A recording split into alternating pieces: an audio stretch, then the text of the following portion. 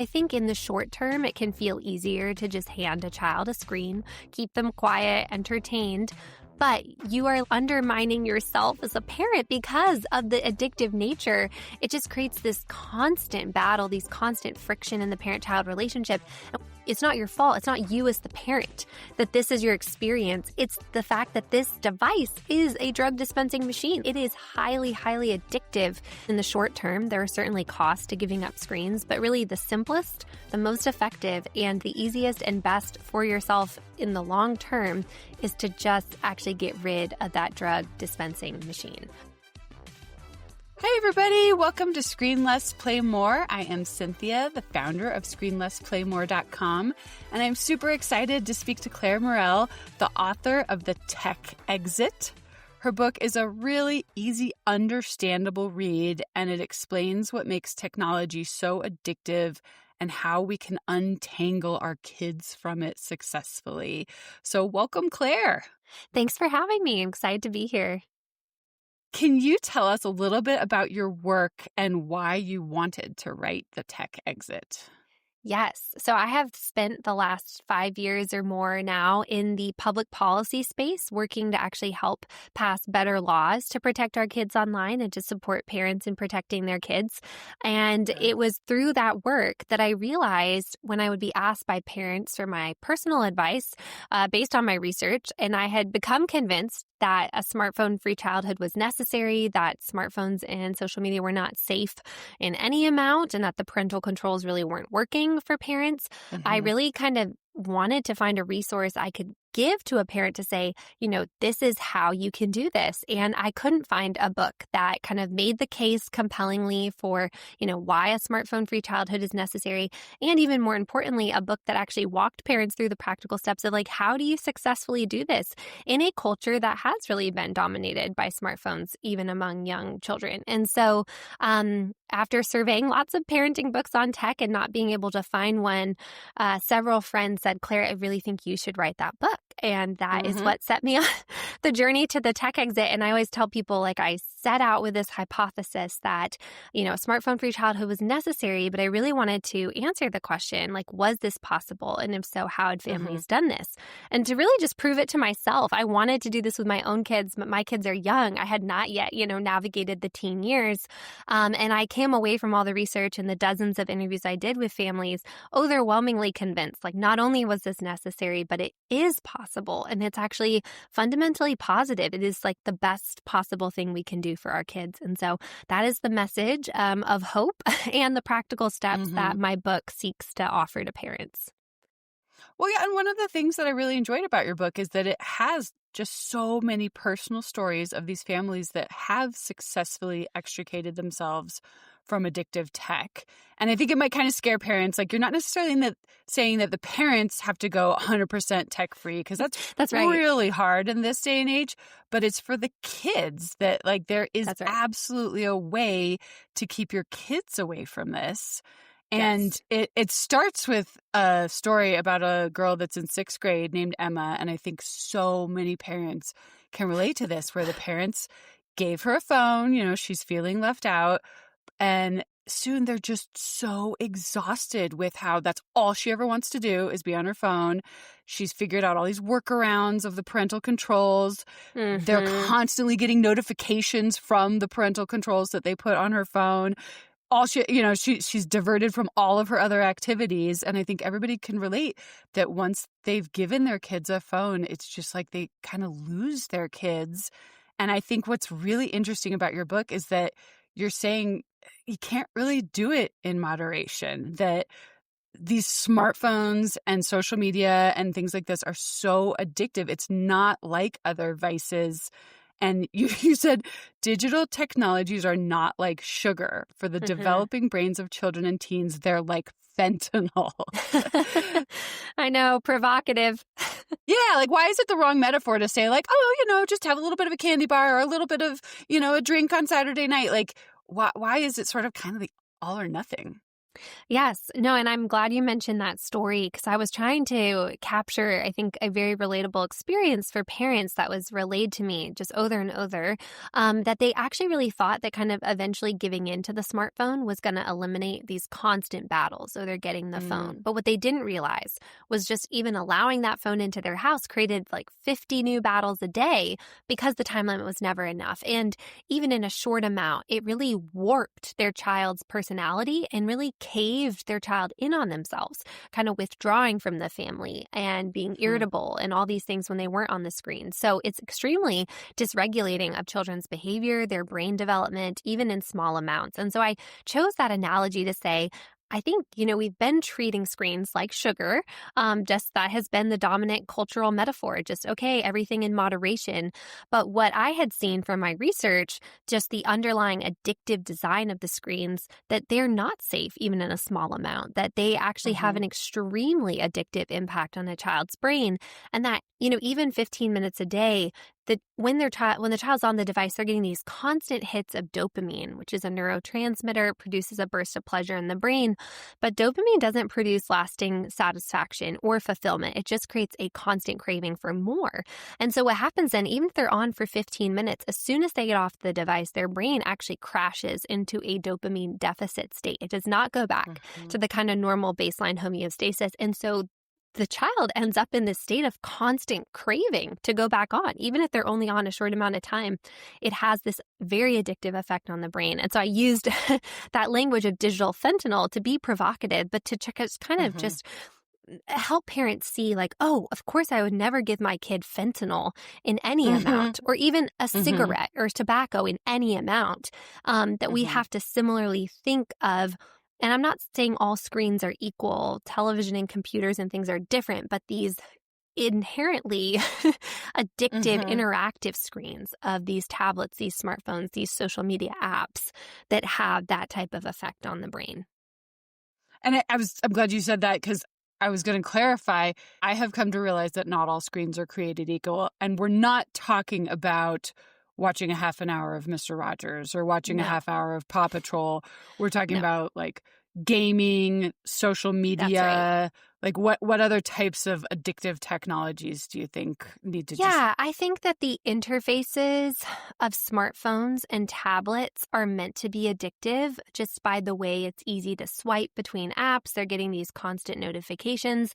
Even kind of these apps that are advertised as educational games have all these hits of dopamine. It's because the whole experience in the app and on the tablet is incredibly stimulating, and it's overstimulating to a child's nervous system. And it's because these interactive screens give us feedback. And it's that feedback that makes it so addictive. A television is very passive. You are just a passive participant watching a program that has a natural endpoint. It's just, okay, Mr. Rogers, 30 minutes, it's over. So you may get some hits of dopamine while you're on it, but it is not the same level. It's not as immersive or as addictive because these interactive screens, games, social media, tablets, smartphones are giving this constant feedback that keeps you going back for more. Yeah, I agree with you 1,000,000%. And I've had to learn this the hard way with my kids. They're 10 and 7. And I finally realized, like you said, it's really, really different if they watch a show or a movie and it's like, okay, the show is over because it's got a beginning, a middle, an end. Yep. Like we were not addicted to Saturday morning cartoons. Like we watched them, they were over, you went on with your life. But absolutely, I see that just anything on the screen, anything interactive, like you're saying, whether it's educational or not, it's still hooking them. It's a constant battle. You say on here, screen time parents are constantly having to stand between a drug dispensing machine and an underdeveloped brain. And I really, really feel that. And so like we've had to just completely get rid of addictive technologies because it is not worth the fight. And yes, it's exhausting for parents. And I wanted to kind of paint that picture because I think in the short term, it can feel easier to just hand a child a screen, keep them quiet, entertained. But you are like undermining yourself as a parent because of the addictive nature. It just creates this constant battle, these constant friction in the parent-child relationship. And what I'm trying to say is like, it's not it's not your fault. It's not you as the parent that this is your experience. It's the fact that this device is a drug dispensing machine. Like, it is highly, highly addictive. This is the effect it's actually meant to have on your child and on their brain. Because I think parents feel frustrated. They're like, why are you acting this way? Why are we having all these battles back and forth? And it's like, if you're looking for something to blame, it's the design of this technology, and that the easiest solution, and I guess I should caveat that's it by saying maybe not the easiest in the short term. There are certainly costs to giving up screens, but really the simplest, the most effective, and the easiest and best for yourself in the long term is to just actually get rid of that drug dispensing machine. And so that is what the message the book holds out. We finally had to just completely get rid of our Xbox. Like, I was trying really hard to keep my boys away from the more addictive games and just play kind of more boring, like soccer or whatever. But I would say to people, if anybody has children that are neurodivergent, because my kids have ADHD, both of them, and one has autism. And I was like, I was, of course, leaning towards like, oh, I can't believe we have an Xbox in the house. Because it used to belong to my husband. Like, we've had it for years.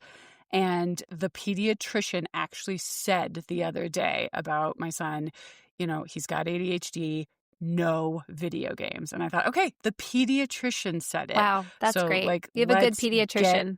I hope more say that to people, really. Yeah. And I think, I know there's probably maybe a handful of kids in this world that can play a game and get right off and have no problems, but certainly kids with neurodivergencies are sucked in even more than other kids.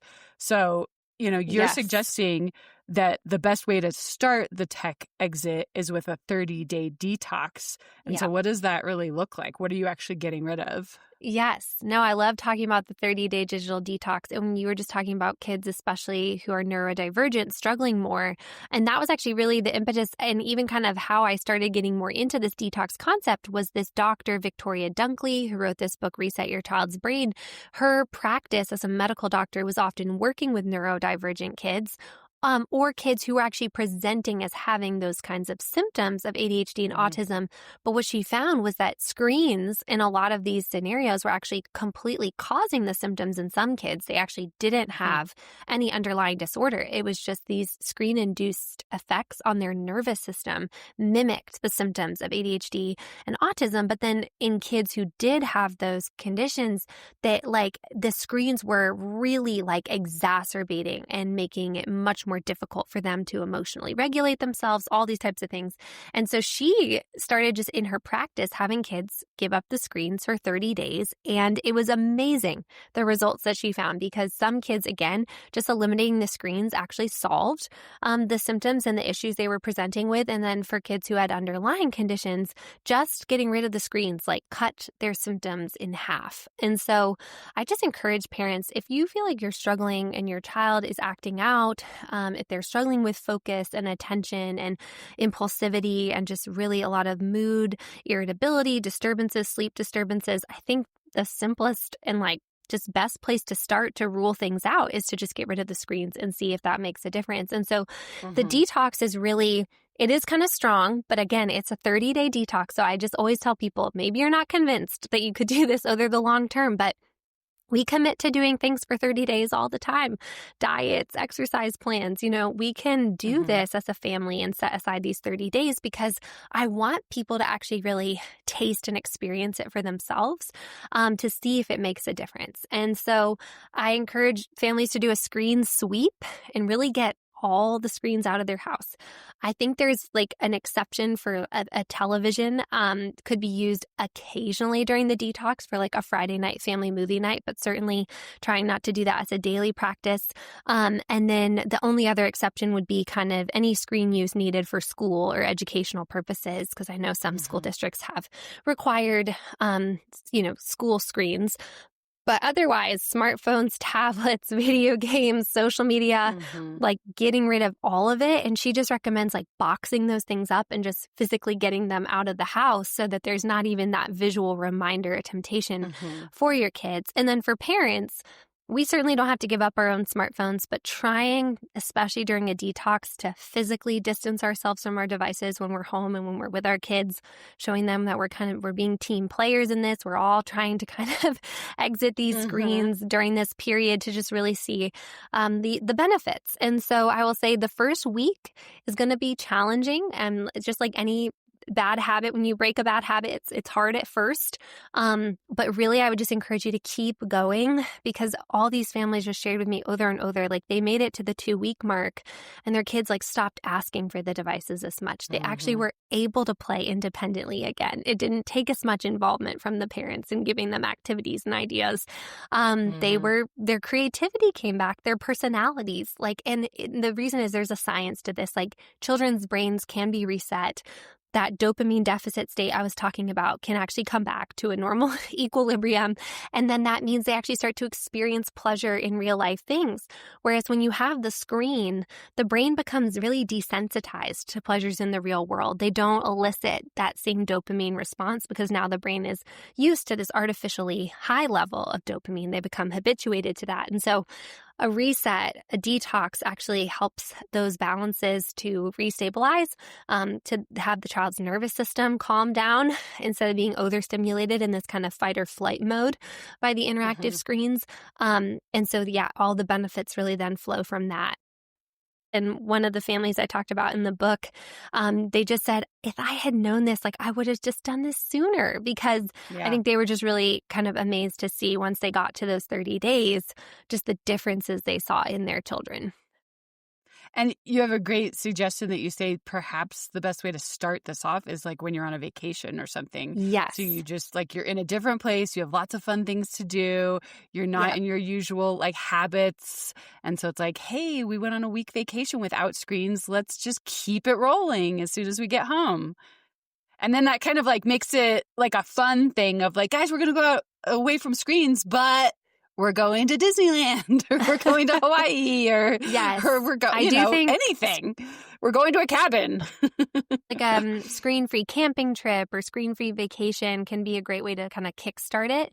And then you come back and you kind of have gotten rid of the screens beforehand, so there's nothing in the house when they get back. And using even that time away to talk about it as a family, I think it's important to kind of share the reasons with your kids and just, try to get them on board and really do try to make it fun.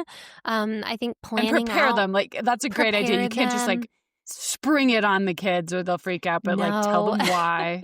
Tell them why, explain it. And then also I think just giving them a positive vision for it too, of hey, here's all the fun things we're going to do as a family during this time. We're going to, do daily family walks or family board game night. Just try and actually kind of be intentional at planning the time when, maybe prior they were doing screen-based activities, trying to replace that with really fun, real life activities that bring the family together and kind of invest in those relationships.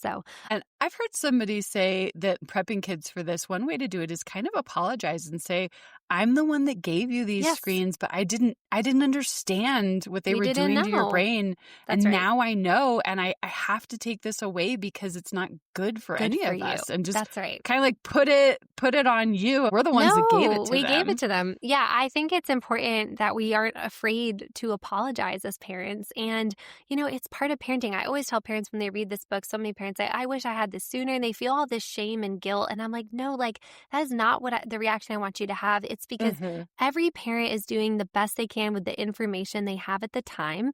But when we get new information, when we learn that something is harmful, the hope I want parents to have from the book is that it's never too late to reverse course, and it's never too late to make a pivot.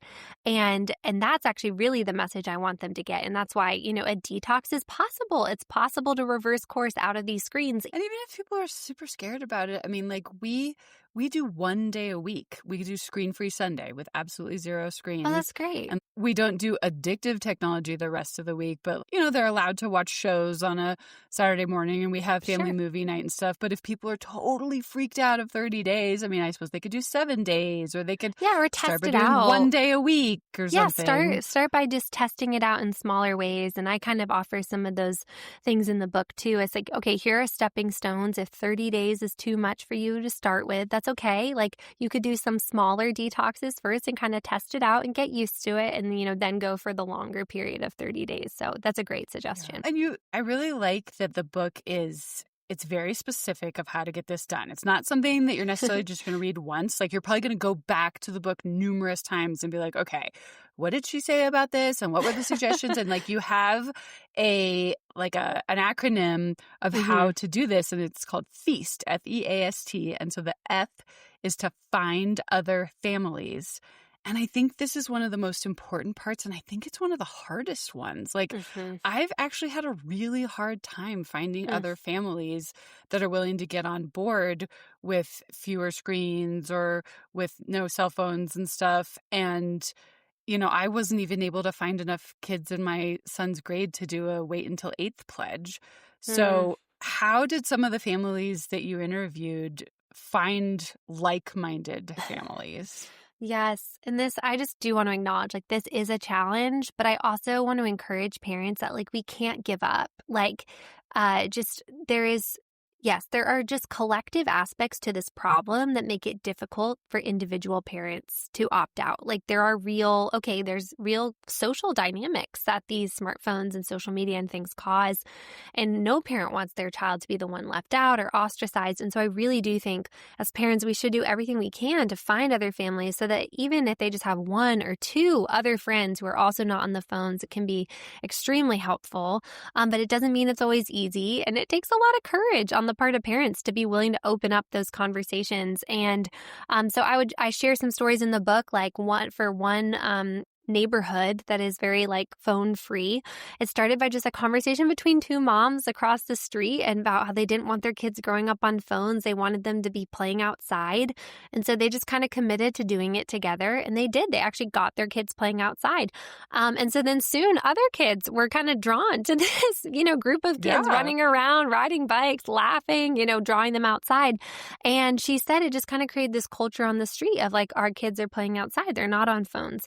And so she said it really shifted the momentum on the street kind of to be almost the opposite of like, don't be the parent that brings like a smartphone into this great community that we have going on. And so I do just share those positive stories to say it really just takes a few of us banding together. Other parents kind of started conversations through their schools. They just reached out to other parents in their kids' grade and said, hey, we're going to have a conversation at my house about trying to like raise our children free of smartphones and like open it up as like a dialogue and just kind of invite parents into like, how can we strategize on this together? So I do think it just comes from a couple parents just being willing to make the ask to like open the conversation. And I actually really wrote my book to be that kind of conversation starter so that a parent could hand another parent and say, hey, I just read this book and I'm like so convinced and I want to do this, but I can't do this alone. Like, would you consider reading this and like talking about it with me? And I wrote a discussion guide to go with the book. I wanted to just actually facilitate parents talking to each other because there is so much strength in numbers. And I think as much as I work on public policy solutions, I think they're critically important to solving some of these collective action problems.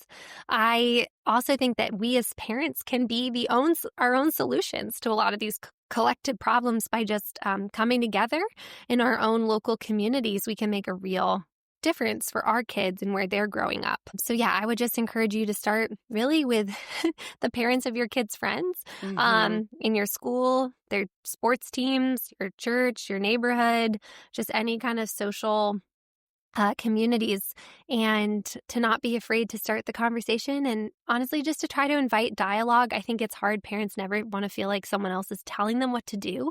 But I think sharing your own personal journey or personal experience is very powerful of like, I learned all this stuff. We're trying to make these changes. I'd love to hear what you think.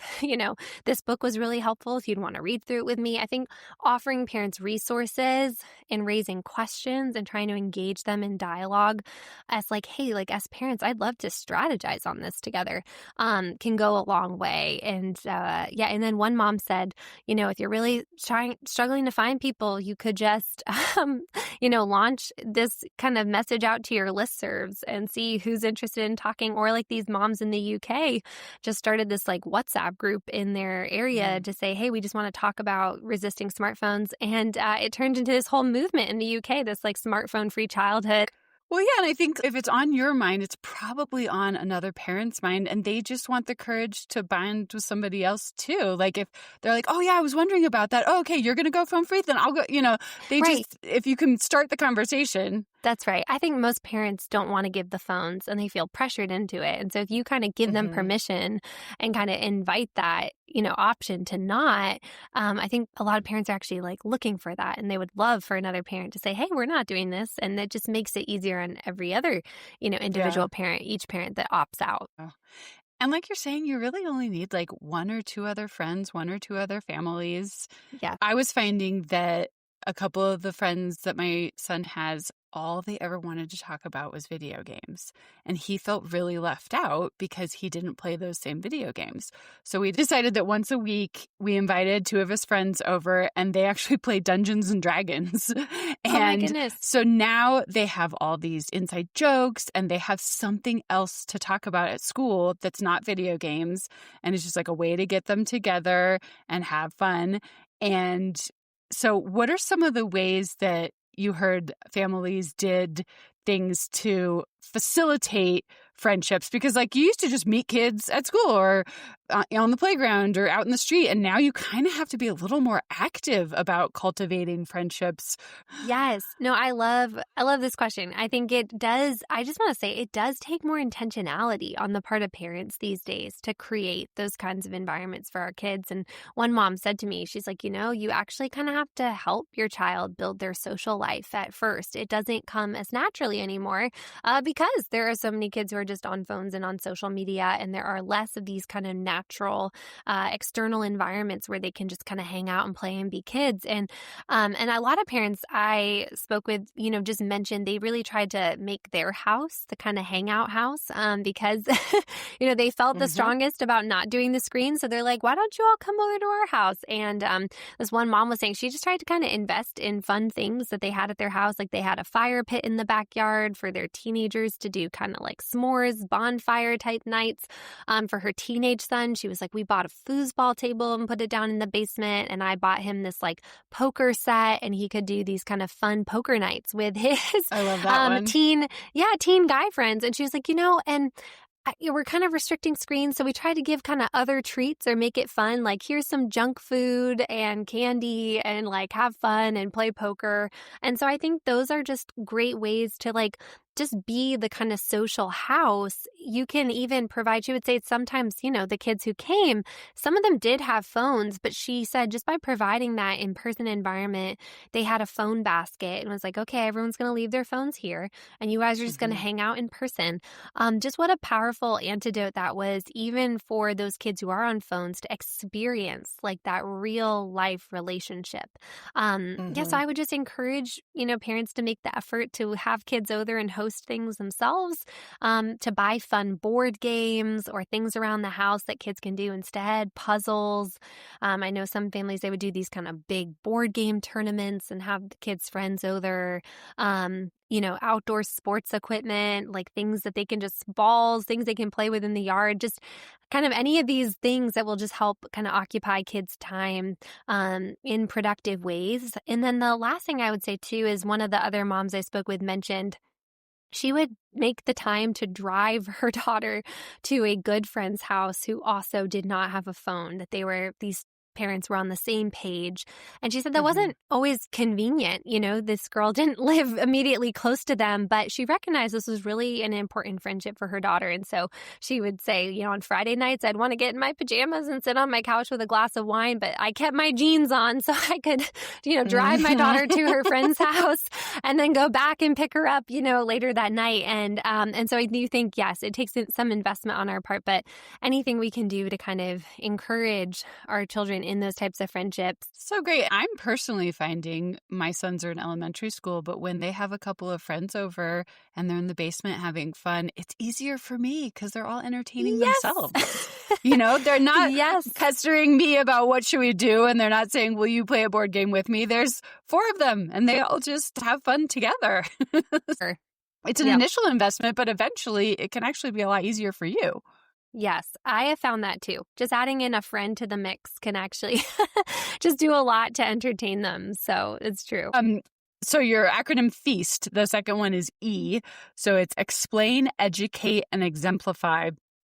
And in that chapter, there was one thing I really wanted to highlight that I think is so important. And there's this myth that people have that if kids don't have phones and social media now, they're going to binge when they're off on their own. And why is this a myth? Yes, this is my favorite myth to debunk. Thanks for listening, everybody. If you'd like to hear the rest of my conversation with Clare Morell, just click ahead to the next episode, which is part 2 of my interview with the author of The Tech Exit. She has a really great Substack. You can look up, her name is spelled Clare, and you can also check out thetechexit.com for more information on her book and for discussion guides. So just click ahead and you can hear the rest of our conversation where we talk about why binging on tech is a myth. And we also talk a lot about things that different states have enacted in terms of laws and policies to keep kids safe online. It's really interesting. I very much enjoyed talking to Clare. If you're loving Screen Less, Play More, the best thing you can do to support us is to click follow or subscribe on whatever platform you're using to listen. That really helps people find us and helps the algorithm suggest us to other people. So thank you so much for your support and thank you for listening.